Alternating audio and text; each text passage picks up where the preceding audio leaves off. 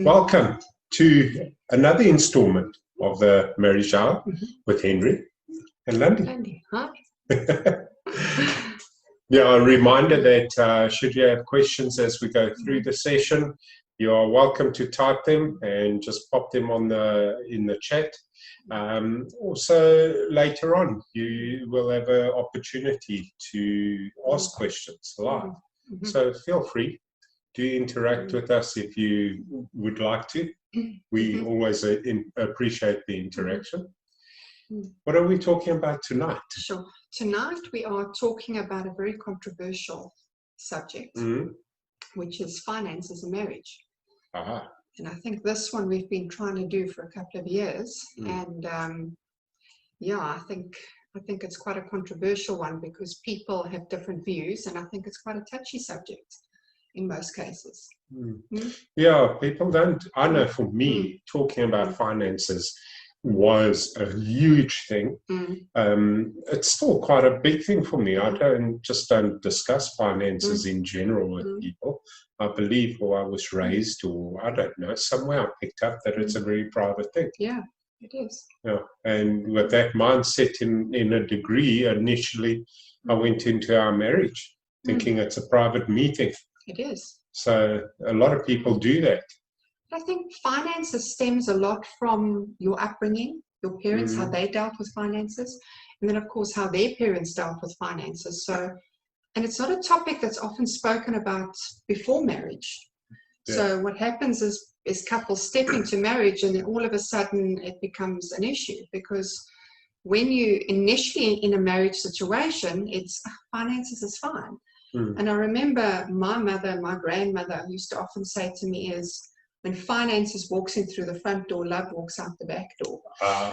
So it is a very, very interesting topic, but a very needy topic to actually talk about.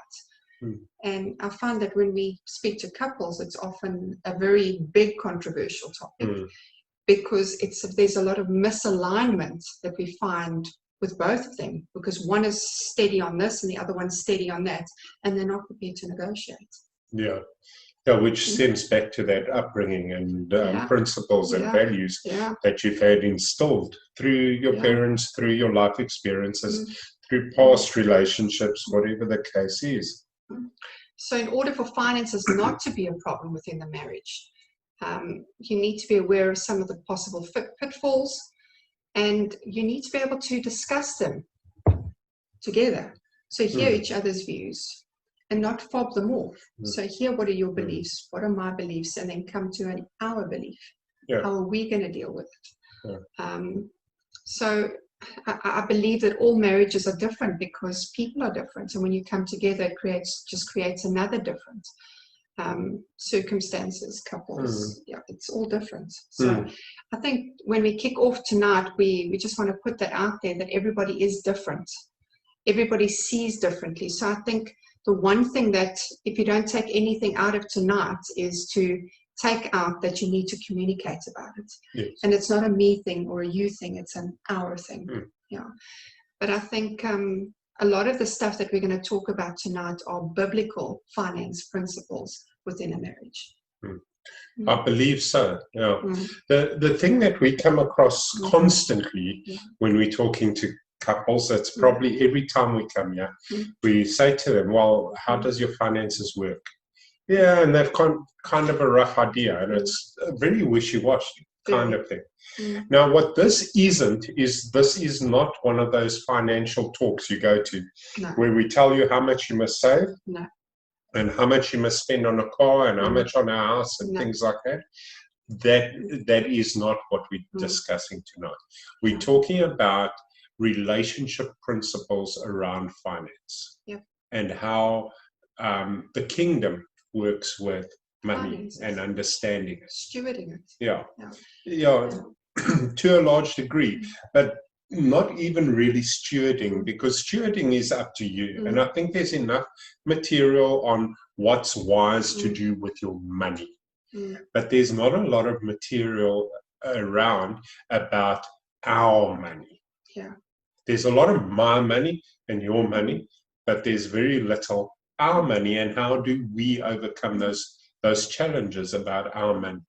But I mean, that talks to the very first verse that we're quoting, and that's in Psalm 133, which we've personally experienced, is where there's unity, God commands a blessing. So whatever you decide, make sure that it's in unity, because the minute there's no unity, there's no blessing. Absolutely. Yeah. Often it's just a spill over on how it's kind of always worked. Or if a couple get together and the wife, for argument's sake, is the higher earner and pays for everything, then it just starts becoming, okay, well, that's how it works. And it was never really discussed. No. In a lot of instances, a marriage just happens, and you say, well, who decided on this? And it just happened. That's how it happened, and it wasn't a discussion. Yeah. But I think let's go through some of the areas that we've picked up.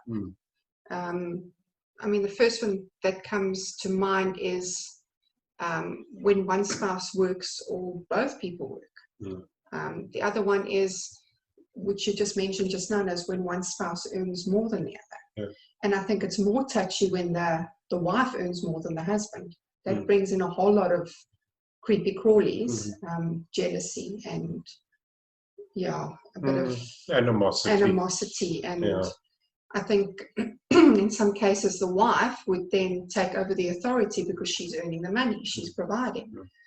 Yeah, that's a very interesting one. Is what we found is where a wife is earning more, then suddenly she takes on the role of the husband, because we're living in a world where money equals authority. Correct. And if you are stuck in that, I'd highly suggest watching our role of the husband and role of the wife, just to get an understanding that money actually doesn't feature in the roles here at all. And however, it very often gets confused there. Whoever's got the control of the money seems to have control of the relationship and decisions in the home, which is incorrect. And that is incorrect, because there is an order.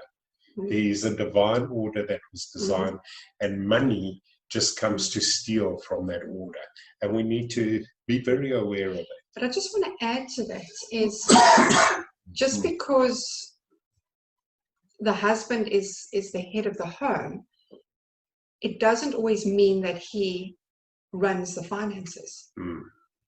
Because the wife may be better at running the finances or more disciplined in running the finances. However, the husband makes the final call, the final decision.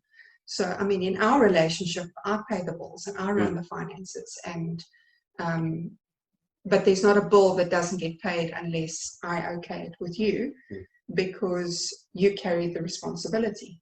However, I pay it and I decide what it is. Yeah, I mean, just to describe that better, or not better, more detail, is that our finance goes into one place. Both of our finance, and I'm not very good at the monthly things. I'm not good at those regular payment things like that. If you're waiting for a regular payment from me, you won't get it. You're going to wait a long time, because I don't know, my brain just doesn't work that way. Whereas Lundy is very diligent in those type of things. So we play to the strength there. Why must I hold on to the account and make sure I try and train myself to make these payments and just cause all kinds of stuff? Because on the second of the month, Lundy's going to ask me, have you paid this and this and this? And I'm going to say, oh, no, I haven't paid it. And then it just causes marriage issues. So if she's so diligent on it, I hand it to her and I say, there you go. You do it, because that's where your strength lies. It's not where my strength is. But I think it also opens up, you mentioned that there is, we used to have for many years one account. Recently, we've moved to 2 accounts because of a business. But at any given time, you have access to mine and I have access to yours. And I can move money around. So there's no hiddenness at all when it comes to finances. And I often find that with money, there could be a lot of secrecy that could happen that could cause a lot of issues. Yeah, I think we're going to address those things as we go through. But again, and Lundy said it, it's not one size fits all. No. It's about discussion and finding an understanding. But we've got very clear understandings of certain principles.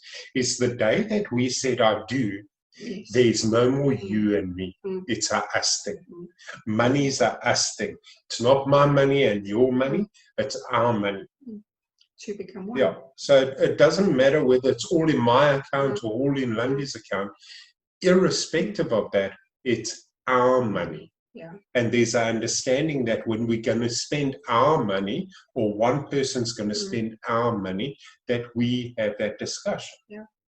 Besides for business purposes, purchases, just about everything we spend, okay, with the exception of the chocolate or whatever that you buy at the cafe, everything we spend is in discussion.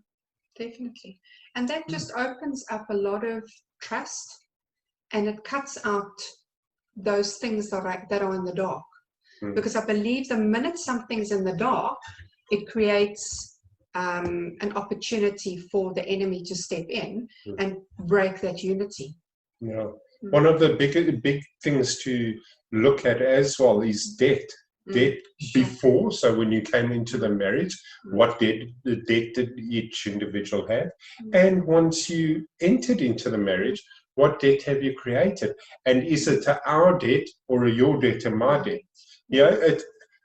I don't know. I have a view, it's very unfair for me to make a unilateral decision that I'm going to buy a new car now, and Lundy has to carry the consequences where she actually didn't agree with it. Because now I'm being selfish. That's a me decision, and it's affecting us.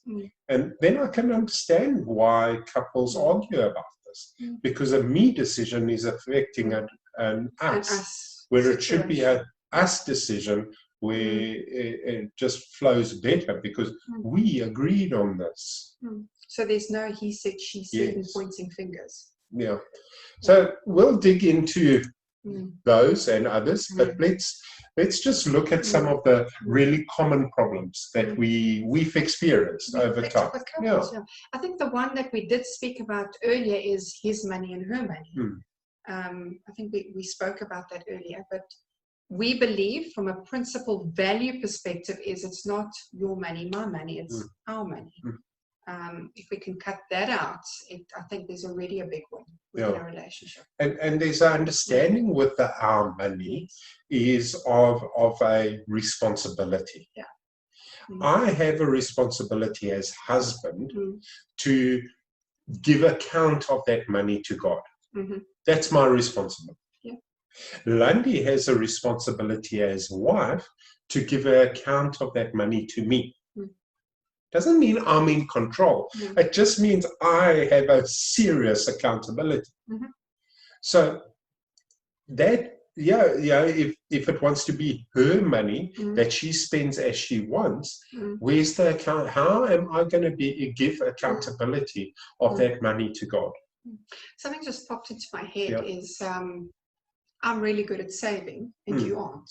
No. No. So Henry is accountable to me when it comes to saving. When I say to him, we need to save. This is what we need to do. So the accountability actually, it moves all the time. And it's by agreement. It's by agreement. It's by agreement. We say, hey, you're strong at saving. I'm not. You manage my saving. You manage our savings. You hint to me, you mention to me, you just take money out of the account and say, hey, that's for savings, whatever it is. Because we've agreed that we need to save X amount of money. Yes, because it would be a different thing if the money just disappeared out the account. Because then it becomes your money. And that's where those things are. All about discussion. We've also spoken about his account, her account. And his bills, her bills. Yes, on the account, it's got my name. On the bank statement, it's got your name.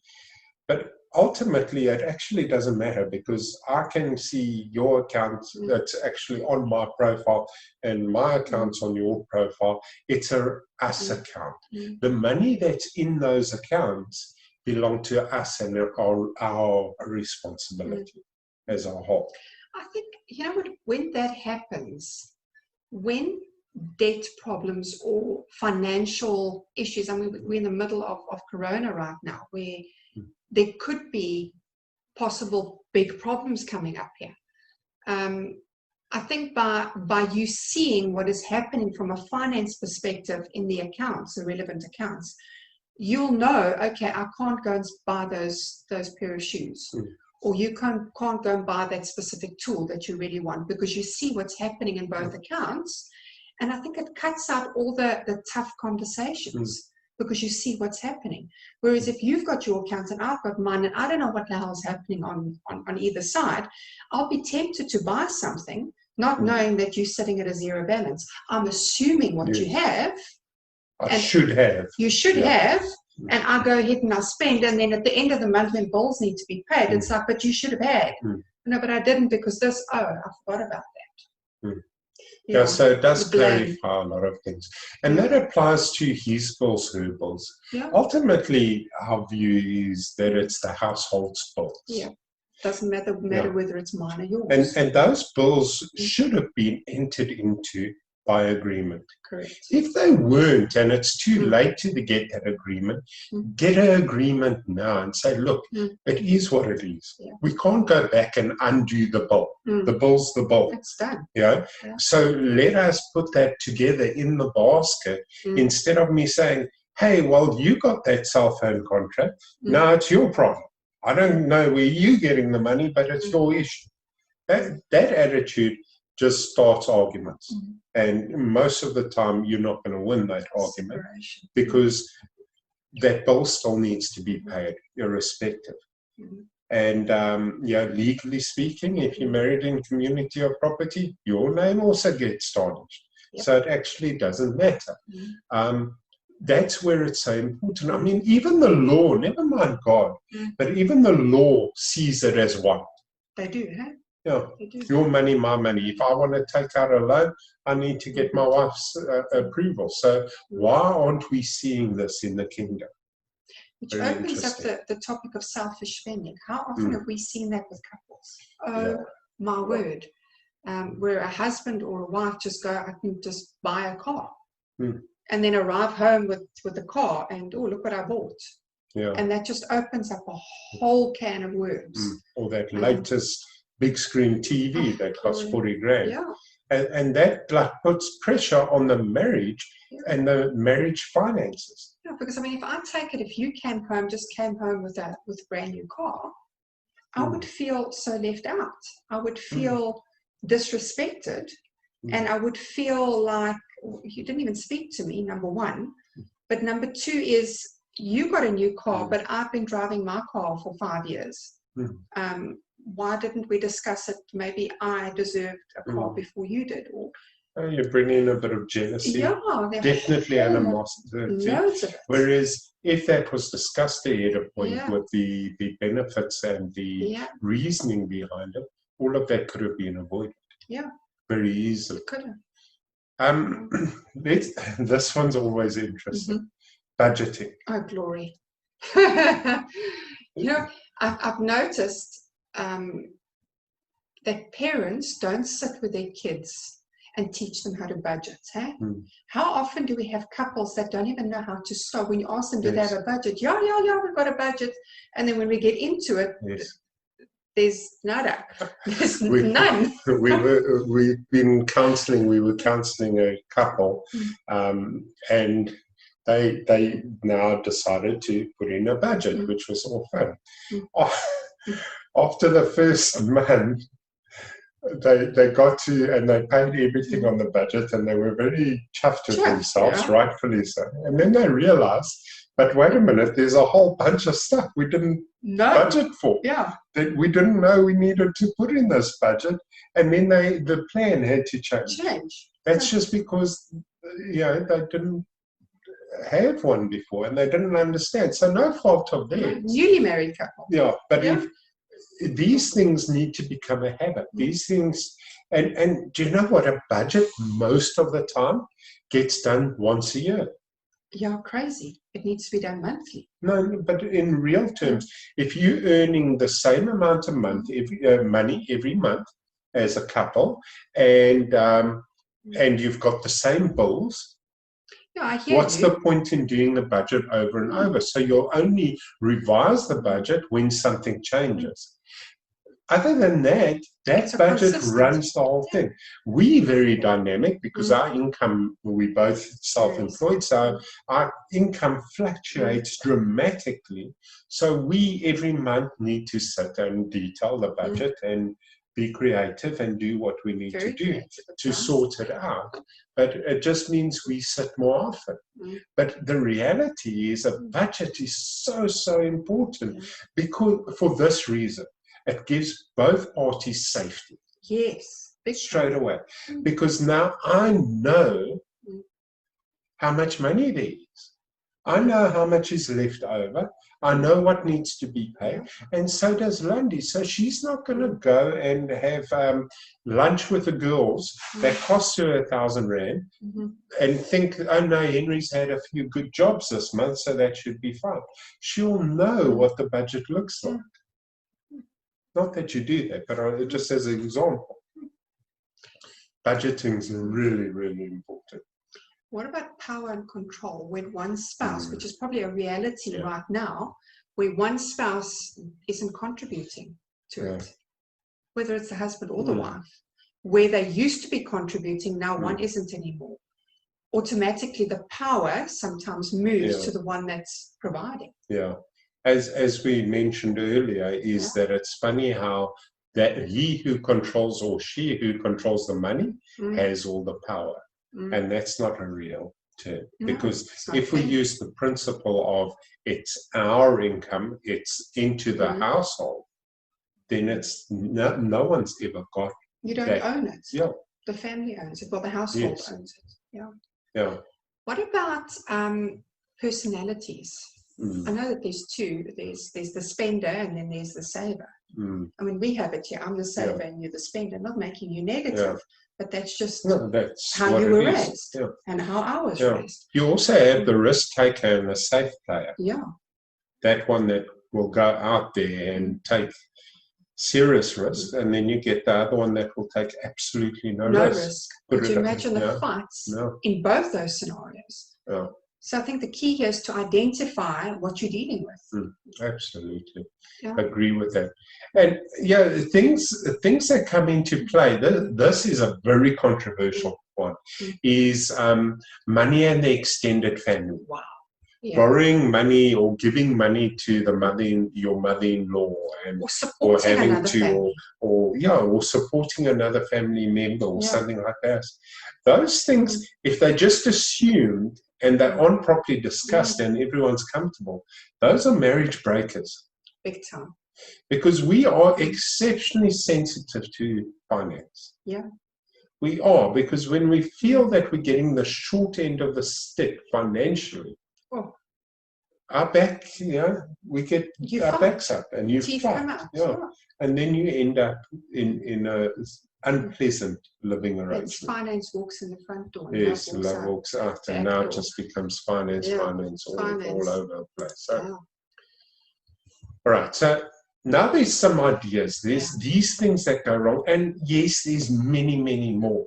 We kind of just high level that those are probably the most common ones that step out. But now, like is normal with us, we need to bring some practical stability into finance.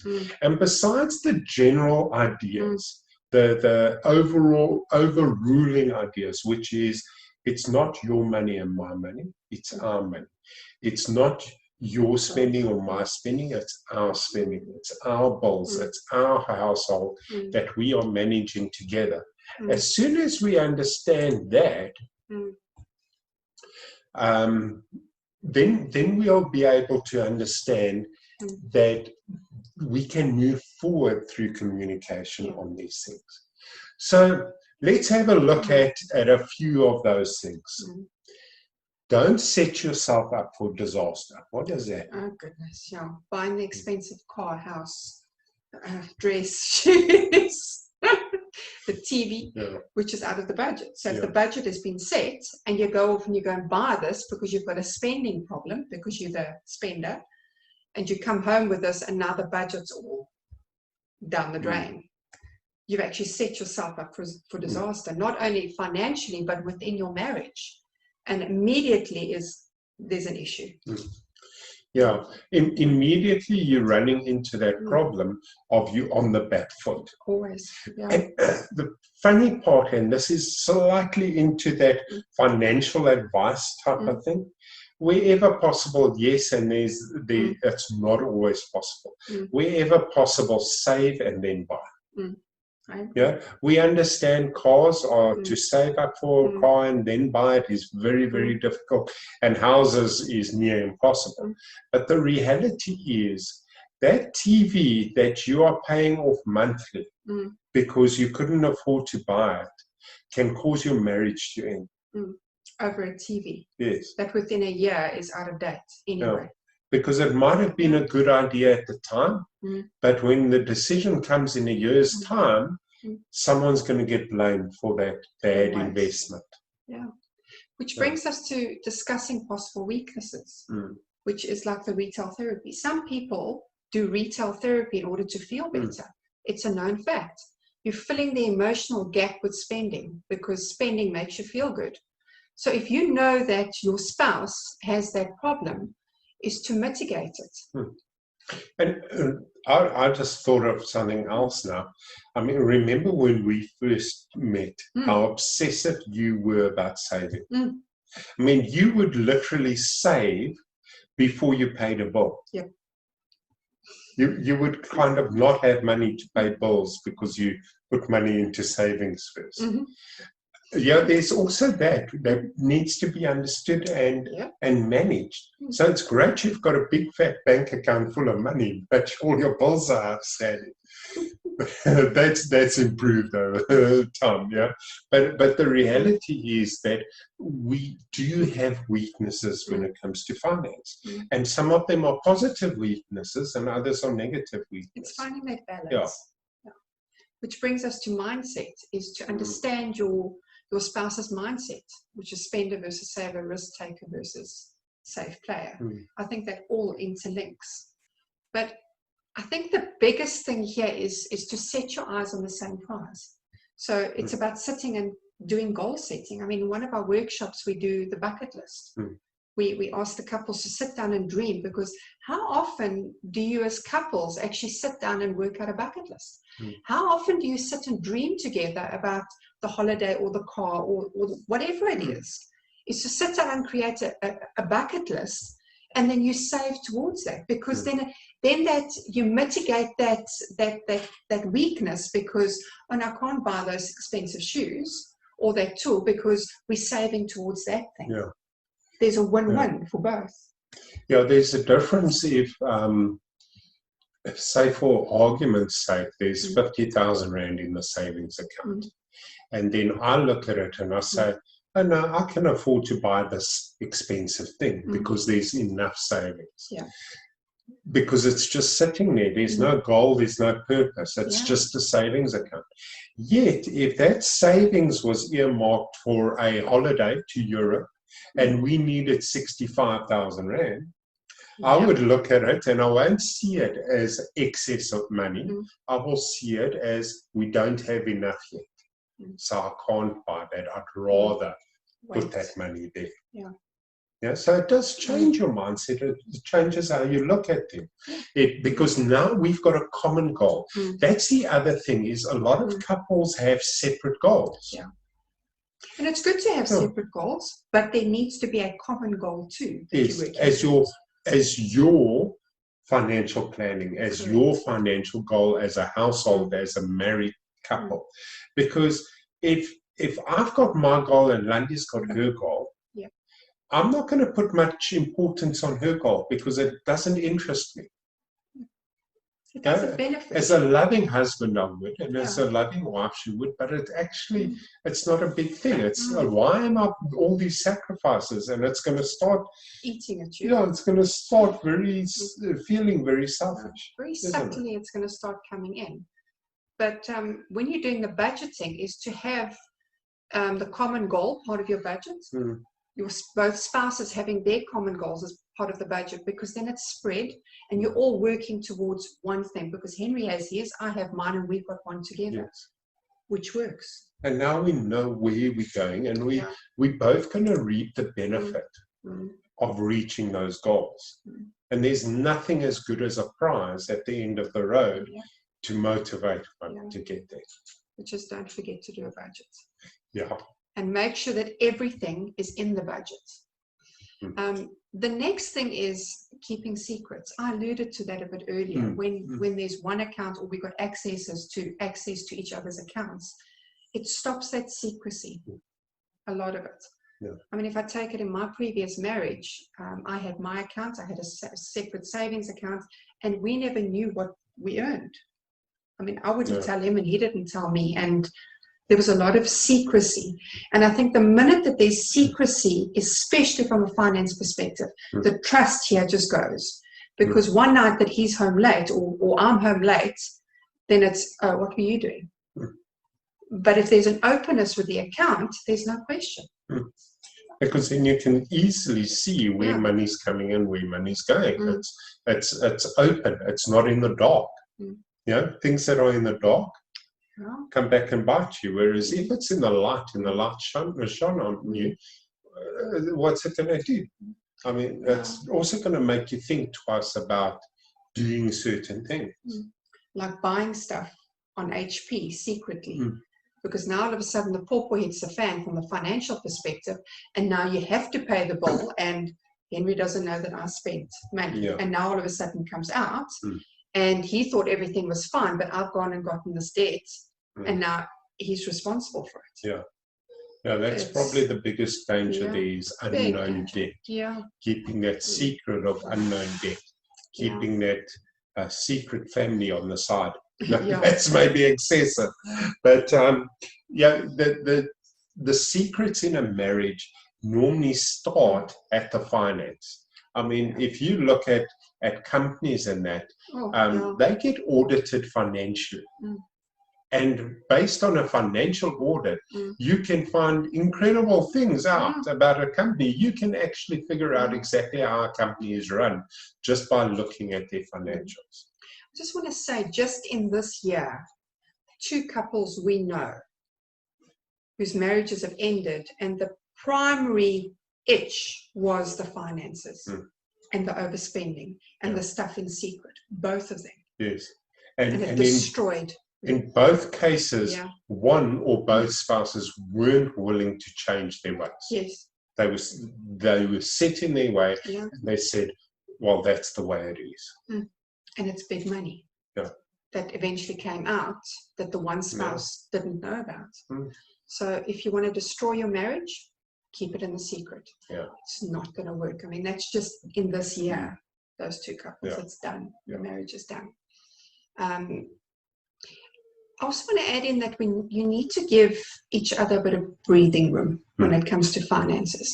So when there's a budget that's being set out, I don't like to call it pocket money, but I like to call it that you have a freedom to spend X amount on whatever you want without any questions asked.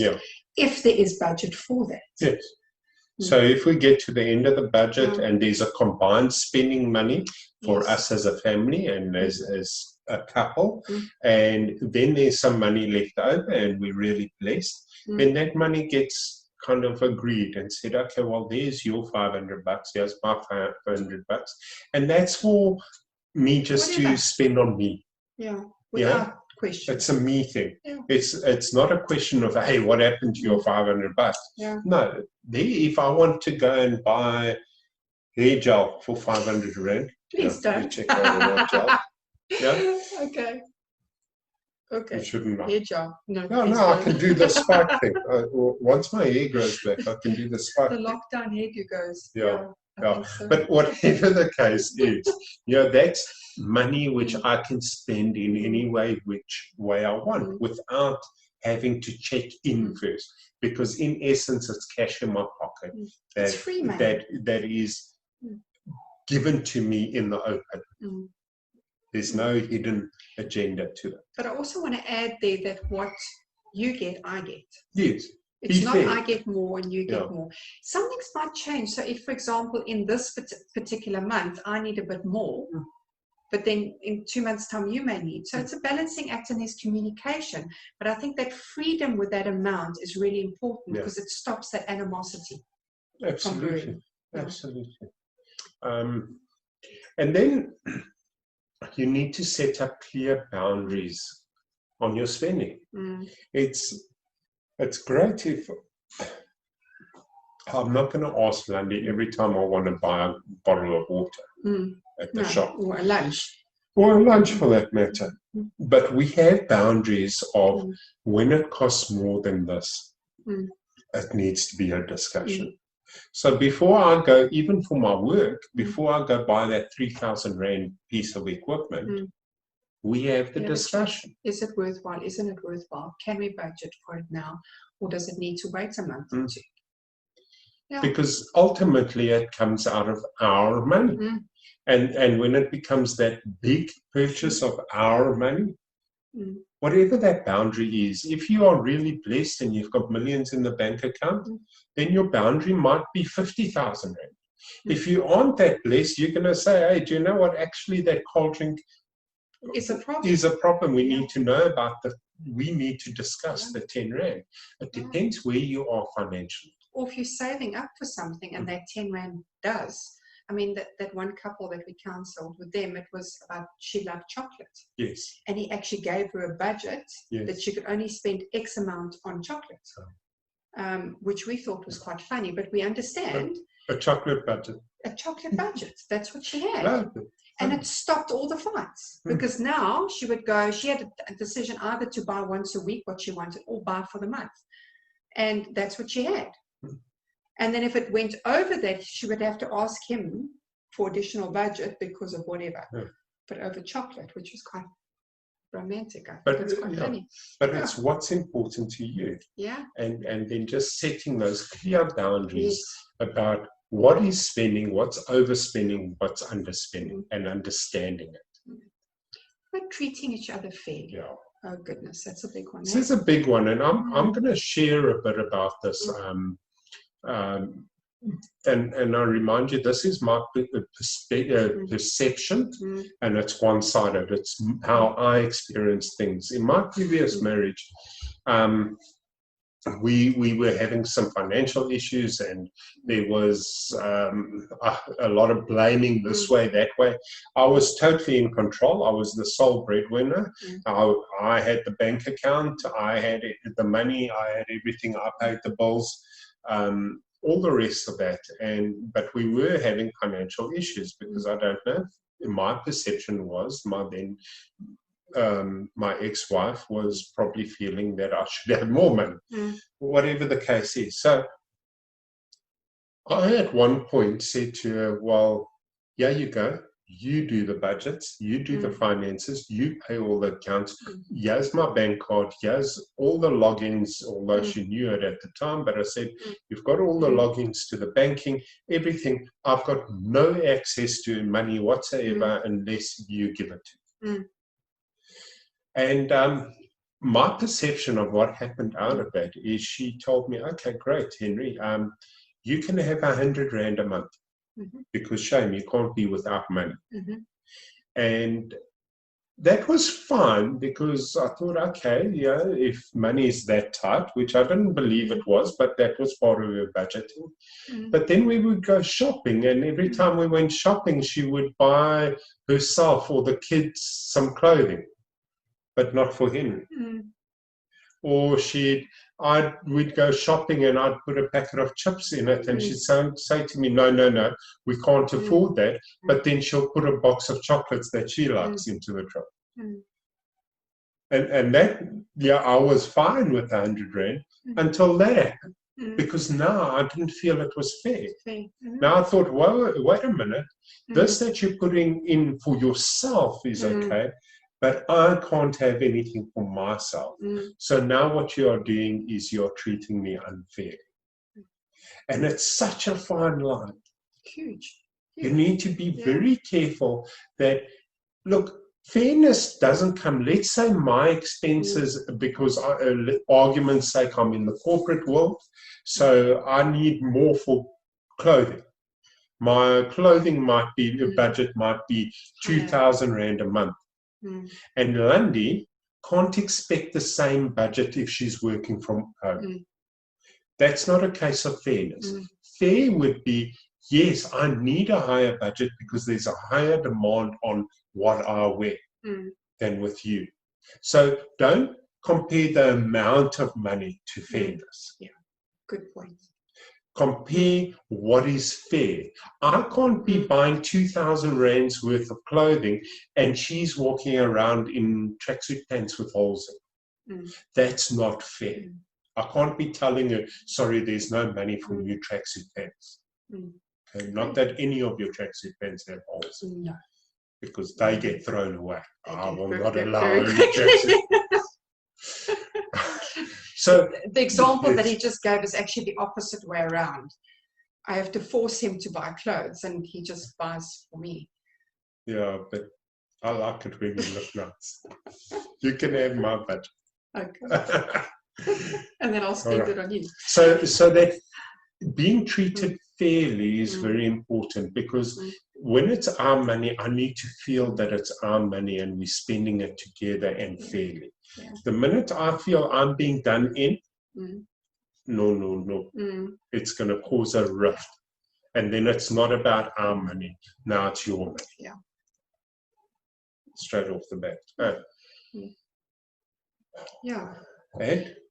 So you need to find what works for you. But I think that the biggest ones is communication, is talk about it.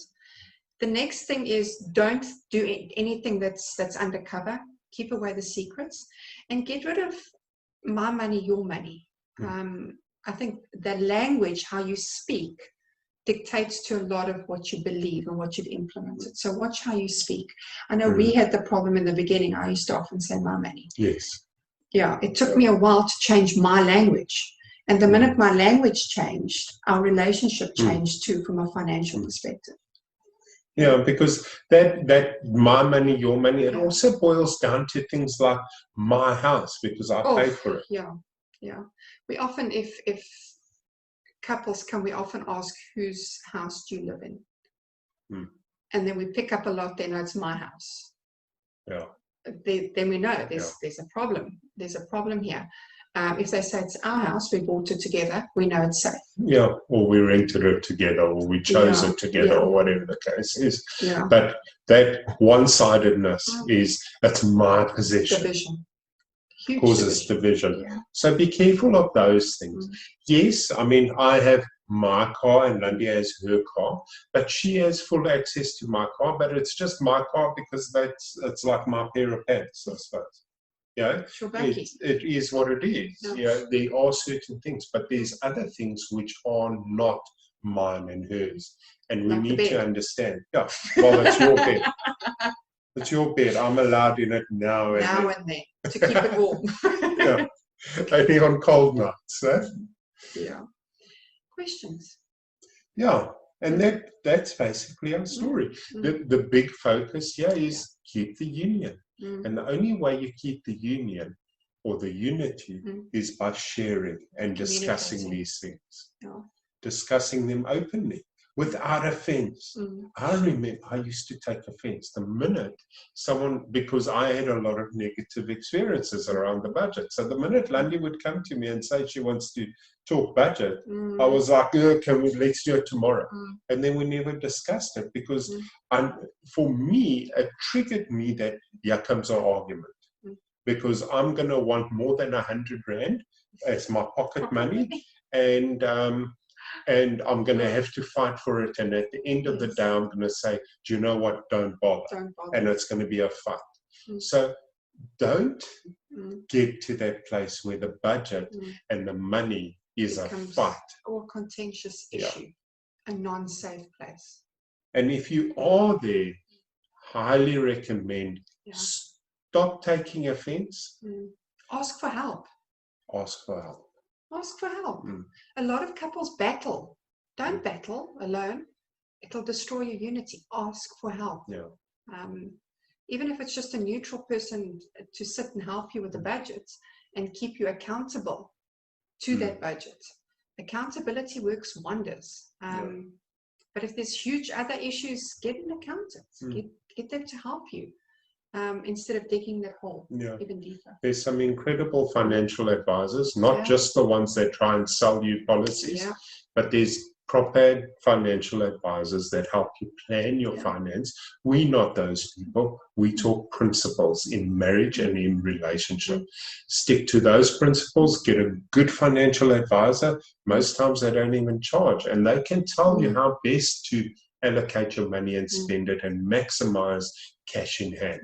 Use those things. There's some clever people out there, and if you are those clever people, good on you. Share your knowledge. Share it. Can save your marriage. And I remind you, if you have any questions, now's the time to ask it. We're wrapping up a little bit earlier tonight, a bit of a shorter session, because we do believe that we might be without power in about 13 minutes. So we don't want to get caught short there. All right. So I just want to ask or remind all of you quickly that you can reach us on Facebook, Doing Marriage with Henry and Lundy. It's an incredible platform to stay up to date with what's happening and what we're busy doing. And also, these are available on YouTube. This one tonight will only be available probably by Friday, but every one of ours that we've done so far is there. So follow the series. It's the Marriage Journey series, and like it and follow it. Whenever there's a new one that launches, you'll be notified. But I just want to, Colleen Hennessy says, thank you for putting this into perspective. As I was taught, what's yours is mine and what's mine is my own. Very funny. I've heard that one too, Colleen. I have definitely heard that one. We've heard the pastor say, I like that one. Yeah, what's yours is yours, and what's mine is yours, and everything. Everything I own is now yours. Everything I have ever owned is now yours. Everything I ever will own is now yours. I do. Yes, and whatever is mine is mine. Yes, no, well, it's all yours. I'm just clarifying, yes. There's quite a few jokes around those. Thanks for sharing that, guys. But, there is that whole thought pattern about who runs it and who owns it. Do you know? We run it. We own it, and we are responsible. Tina, Sanri, thank you, guys. And Tia Skulk that are joining them. Thanks so much, guys. We really appreciate your support. And till next time, we are done. We would like to thank you all for joining us yet again and allowing us to speak into you. Remember, you do have our email. You do have the Facebook platforms. If you have any questions or any thoughts or advice that you would like to give us, by all means. And if you want our bank accounts for some donations, we're happy to share that too. I'm joking about that. But guys, thank you very much for sharing this incredible journey with us and the time that you have given us to speak into your lives. Have an awesome evening. And depending on when you're watching this, have an awesome morning, afternoon, whenever the case is. Thanks so much. Thanks, guys. Bye. Bye.